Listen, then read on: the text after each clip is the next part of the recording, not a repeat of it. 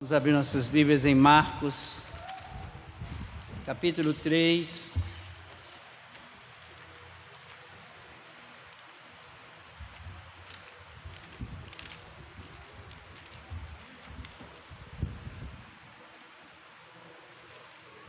Versículos 31 a 35.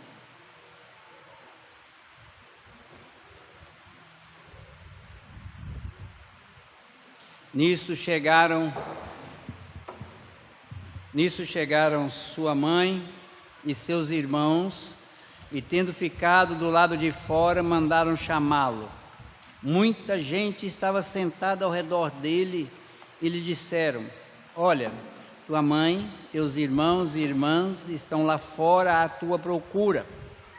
Então ele respondeu dizendo: quem é minha mãe e meus irmãos? E correndo o olhar pelos que estavam sentados ao redor, disse: eis minha mãe e meus irmãos. Portanto, qualquer que fizer a vontade de Deus, esse é meu irmão, irmã e mãe. Vamos orar. Pai amado, nós colocamos as nossas vidas diante do teu altar e te pedimos, ó Deus, que o teu Espírito fale ao nosso coração. Que as palavras, ó Pai, ouvida por nós, toque profundamente na nossa alma, no nosso coração, para que possamos, ó Deus, fazer a vontade do Senhor e andar diante do Senhor. Nós te louvamos, te agradecemos e te bendizemos, ó Pai, por tudo, orando, ó Pai, no nome santo do Senhor Jesus. Amém. Meus irmãos, nós vimos no texto anterior que Jesus estava em uma casa, talvez em Cafarnaum, onde ele teve um confronto com os escribas e acabou por os escribas o acusarem de ter o poder de Satanás ou o poder de Beelzebu agindo em Jesus. Essa fala, essa visão dos escribas, nós vimos isso semana passada, gerou aquilo que Jesus fala sobre o pecado imperdoável, o pecado que não tem perdão. E nós vimos isso aqui na semana passada. Jesus estava numa casa e aqui ele continua dentro dessa mesma casa.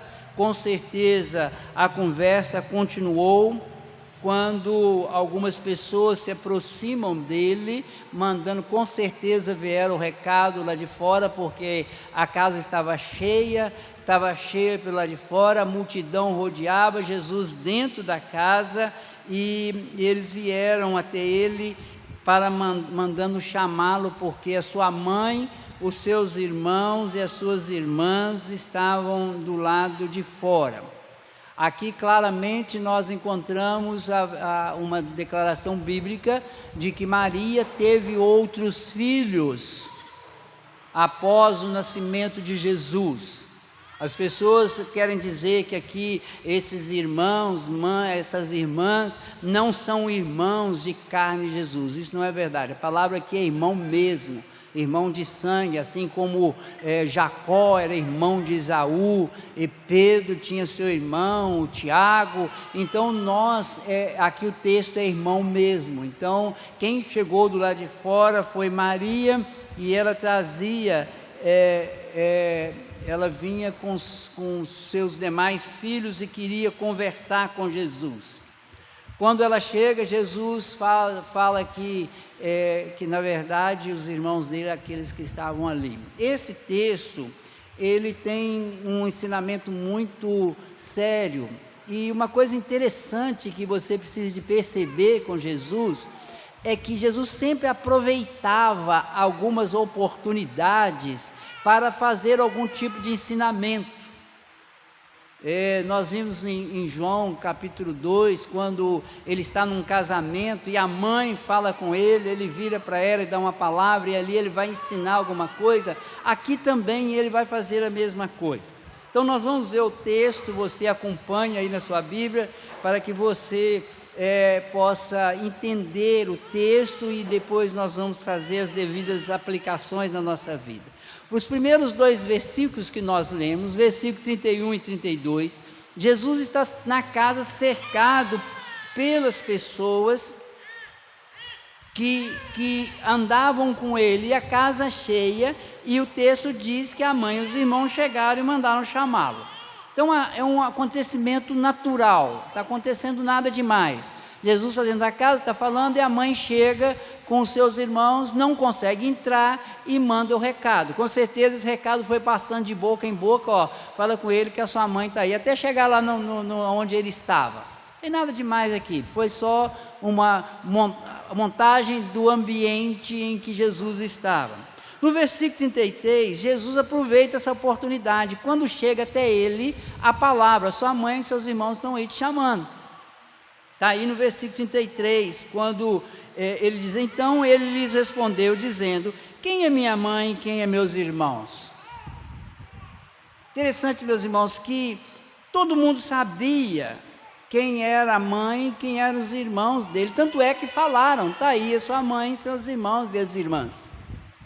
E Jesus pergunta, quem é minha mãe e quem é meus irmãos? Na verdade, Jesus está aproveitando esse acontecimento e faz essa pergunta que não tem o objetivo de menosprezar a sua família, como se ele estivesse excluindo a sua mãe e seus irmãos.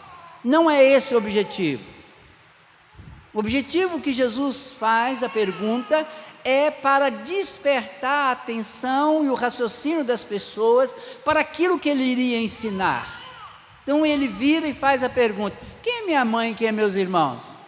Com certeza todo mundo ficou meio parado, falou, nós sabemos quem é sua mãe, é Maria, está ali fora o seu irmão Tiago, está ali fora o seu irmão Judas.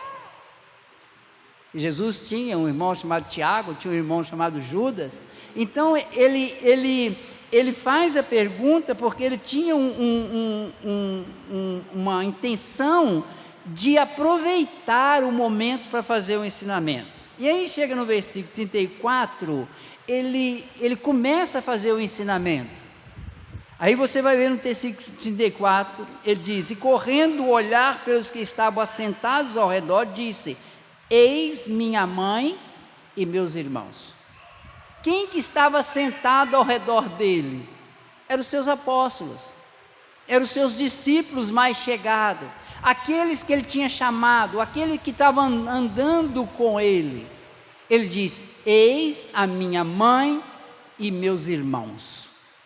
Meus irmãos, ele não tinha ali, nenhum dos seus apóstolos era uma mulher para ele declarar e trocar a sua mãe por uma outra mulher como mãe. Não tinha ali ninguém para substituir o seu pai ou os seus irmãos. E aí ele completa o ensinamento quando ele vai dizer no versículo 35, portanto qualquer que fizer a vontade de Deus, esse é meu irmão, irmã e mãe. Meus irmãos, Jesus está mostrando para nós aqui e esclarecendo o que ele diz no verso anterior, quando ele diz que esses são minha mãe e meus irmãos.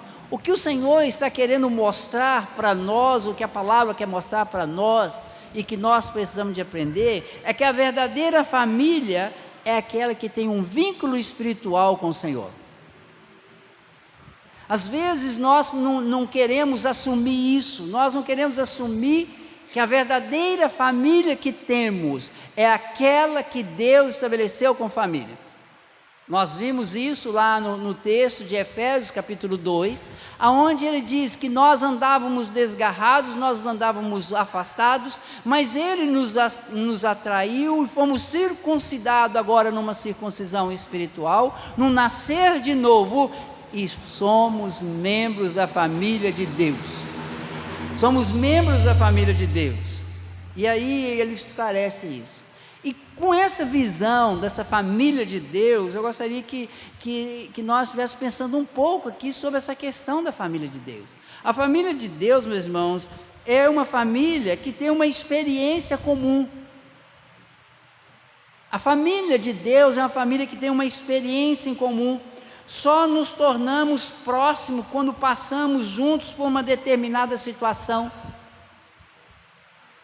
Repare uma coisa, às vezes você senta com alguém e diz assim: você lembra quando aconteceu isso, aconteceu aquilo e tal, e a gente às vezes ri de determinados acontecimentos, ou às vezes choramos de determinados acontecimentos, mas a nossa família, a família de Deus, é aquela família que passa por uma experiência comum de vida no seu dia a dia.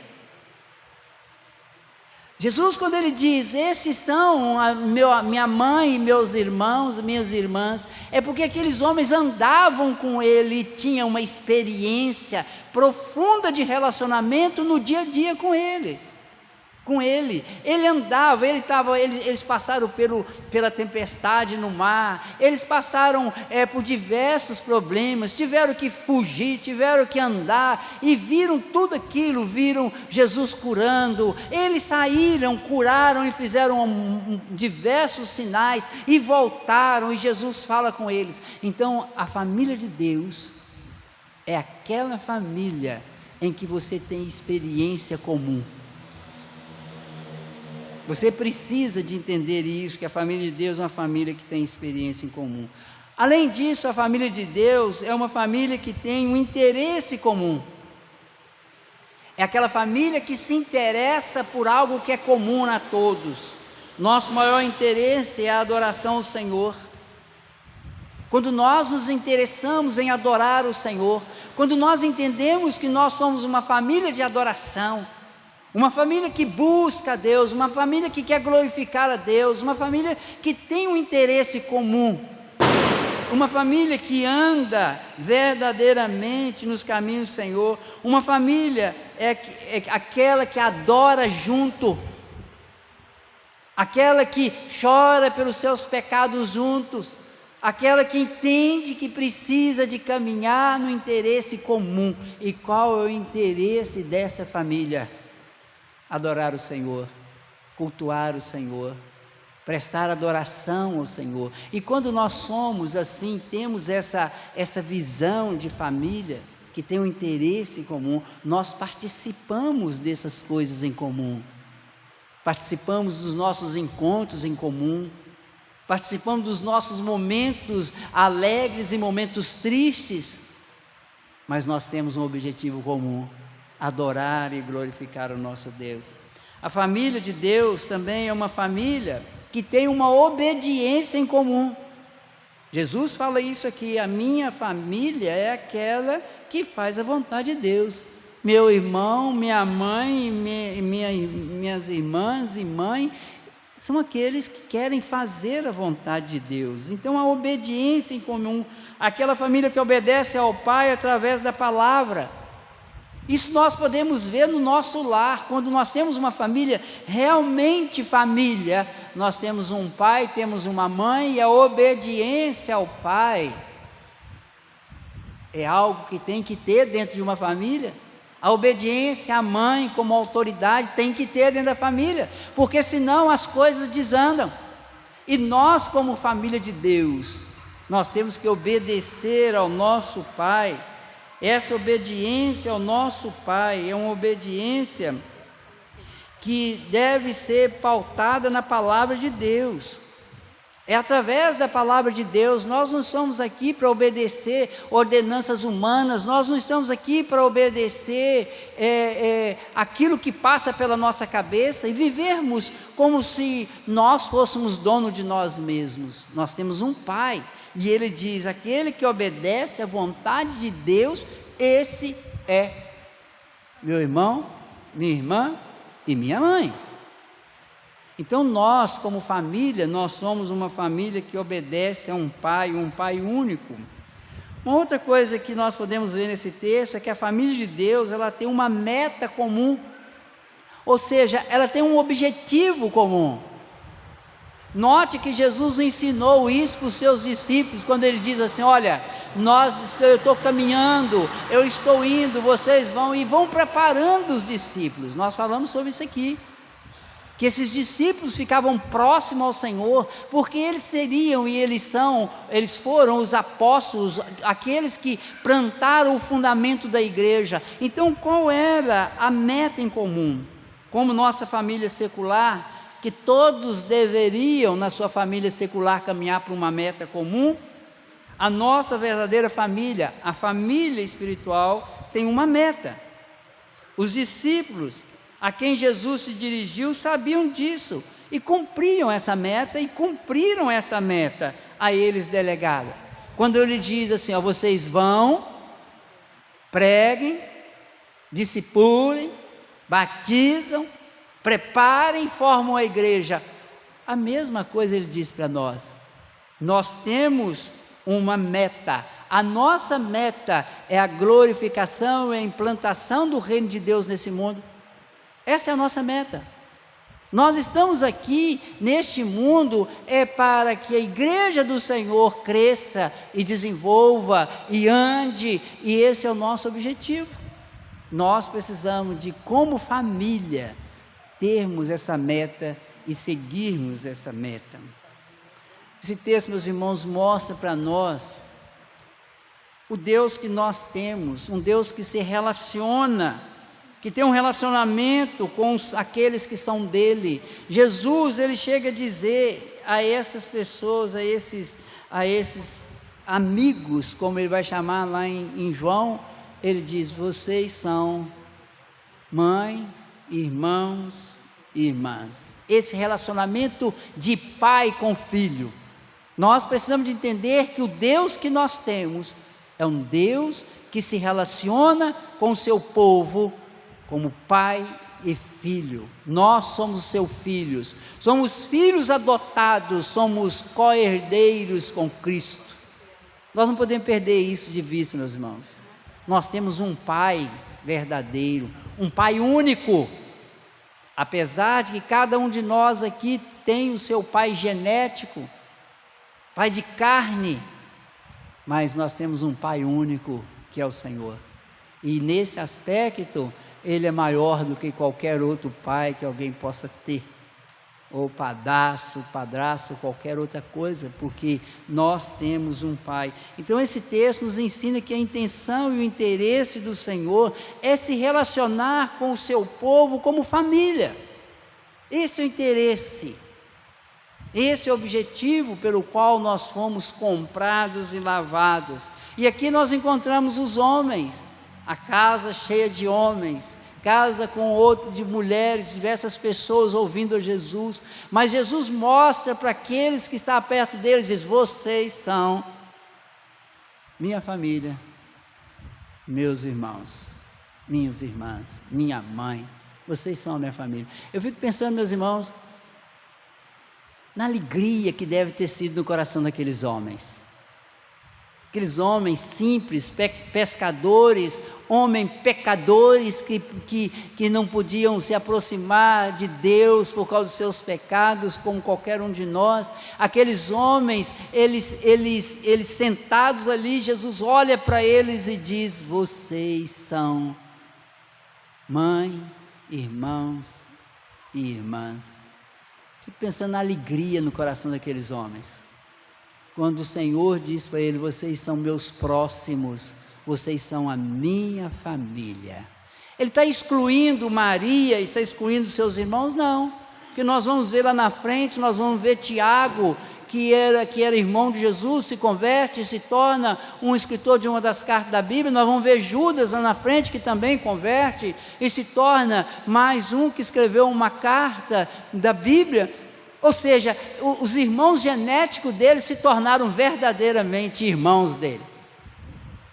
Irmãos espirituais, irmãos que realmente estavam junto dele. Então, aqui nós temos esses homens que foram transformados e que nasceram de novo, que foram adotados na família de Deus. E uma das coisas que você tem que se perguntar é, eu fui transformado, eu fui adotado, eu nasci de novo nessa nova família? Ah, mas a minha família é tal, família tal, que veio de onde, foi para onde, da cidade tal, eu posso falar minha família lá, da cidade onde eu nasci. Mas essa é a minha família do mundo, essa é a minha família genética. A minha família é aquela que eu nasci uma outra vez, eu nasci de novo nela. Essa família que eu nasci de novo nela é a igreja do Senhor. Essa família é a minha verdadeira família. Eu sempre disse isso. Às vezes eu ia na minha família genética e às vezes eu comentava muito isso com as irmãs. Nossa família é outra. A minha família é essa daqui. Essa é a minha família. Porque são meus irmãos, são as minhas irmãs, são os pais, são as mães. Por menor que seja uma criança como a Isabela, que veio aqui hoje à frente, para se tornar membro dessa família. Essa é a nossa família. A nossa família. E aí, meus irmãos, de forma prática, nós precisamos de entender o seguinte: nós precisamos de fazer uma análise nessa relação familiar nossa. É necessário que você procure entender qual é o seu relacionamento familiar. Se nós formos olhar aqui as nossas famílias seculares, aquela genética, eu não me dou bem com o irmão tal, não me dou bem com isso, não me dou bem com aquilo, a minha família é assim, minha família é assado. Cada um aqui tem um problema de família. Cada um tem um problema de família.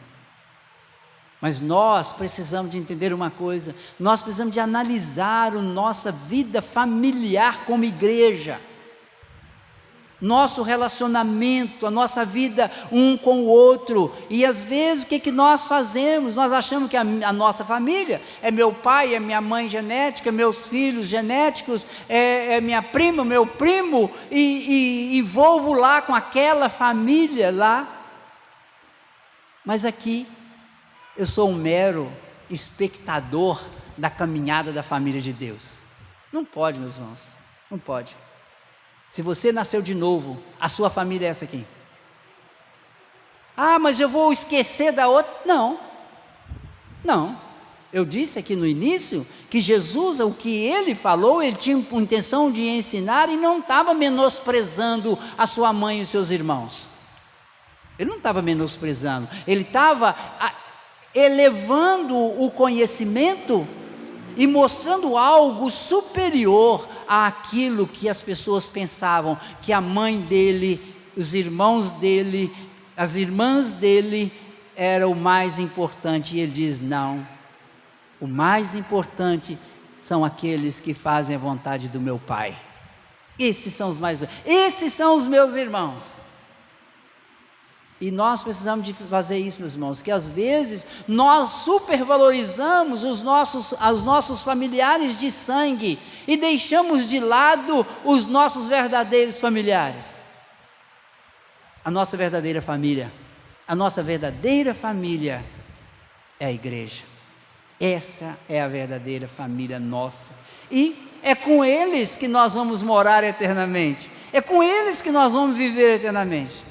Então é necessário que você faça uma análise de como você se relaciona com essa família. Segundo, você precisa de enumerar os pontos mais urgentes a serem corrigidos com relação a esse relacionamento com a família. Você tem que fazer uma análise. Espera aí, como é que eu estou me relacionando com essa família? Agora deixa eu colocar aqui no papel o que é que eu preciso de corrigir nesse relacionamento com essa família, com essa verdadeira família. Aí eu preciso de me aproximar mais, eu preciso de me abrir mais, eu preciso de conversar mais, eu preciso de estar mais próximo nos eventos, eu preciso de estar mais junto nas casas, em casa, levando, trazendo, indo lá e vindo aqui. O que você precisa de fazer para estar mais dentro dessa família? Terceiro, você tem que tomar uma iniciativa de agir dentro dessa família que você pertence e não ficar de braço cruzado esperando que os outros venham. É uma família que tem uma vida em comum, então tem ação e reação em comum. Às vezes a gente fica assim: porque fulano, eu nem converso muito aqui na igreja, porque não conversa comigo. Por que você não vai lá e conversa? Por que você não se aproxima? E às vezes os nossos eventos, às vezes na igreja, o almoço que nós temos todo domingo, o nosso encontro de família, o nosso retiro espiritual nos dias do carnaval que a gente faz. São momentos excelentes para que você promova uma aproximação dos seus irmãos. E às vezes o que você faz? Você está dentro da igreja e você, ao invés de você se aproximar como família, o que você faz? Eu sou um mero visitante. Se você é um visitante nessa família, você não faz parte da família. Se você é um visitante nesta família de Deus, você não faz parte da família, você é só visitante. E visitante é visitante. É muito simples. Olha a sua família carnal. Você está na sua casa com seu pai, com sua mãe, com seus irmãos, com seus filhos. Aí chega alguém visitando. Aquela pessoa que veio visitar, fica ali, conversa, bate papo, come um churrasco com você. Aí alguém pergunta: é da sua família? Você fala: não, é um visitante. Meus irmãos, não seja visitante na família de Deus. Não seja visitante da família de Deus. Torne-se membro da família de Deus. Assuma o compromisso de família. Assuma isso na sua vida, porque senão você vai ficar excluído da família de Deus. E o excluído da família de Deus são aqueles que vão para o inferno. São aqueles que não vão estar na cidade santa, aonde a família de Deus vai estar no dia que o Senhor voltar. Até a morada. Jesus diz aos seus discípulos: eu vou preparar-vos lugar. Eu vou preparar morada para minha família. Quem é a família? Aqueles que obedecem a Deus. Então, se você é visitante nessa família, toma uma iniciativa, haja, resolva: eu vou me tornar dessa família, porque aqui é o melhor lugar. Se você ainda não pertence a essa família, toma uma decisão, busca ao Senhor, peça a Ele: Senhor, toque no meu coração, transforme a minha vida, me faça nascer de novo, porque eu quero nascer nessa família. E seja um novo membro da família. E o bom dessa família, que quanto mais, melhor.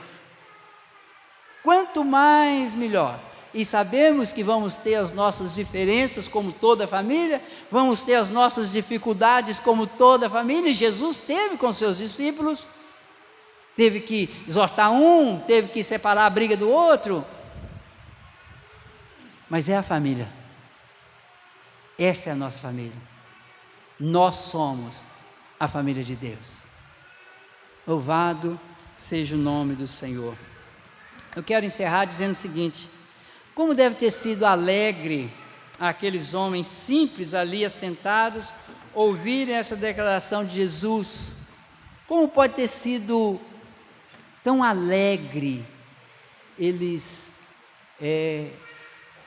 realmente estarem ouvindo isso. Homens simples assentados, ouvindo que eram da família do Senhor. Se você entende e pertence a essa família do Senhor, você tem que ter a mesma alegria no seu coração de estar nesta família para a glória do nome do nosso Deus. Que o Senhor esteja te abençoando e que o Senhor esteja trazendo ao seu coração essa visão,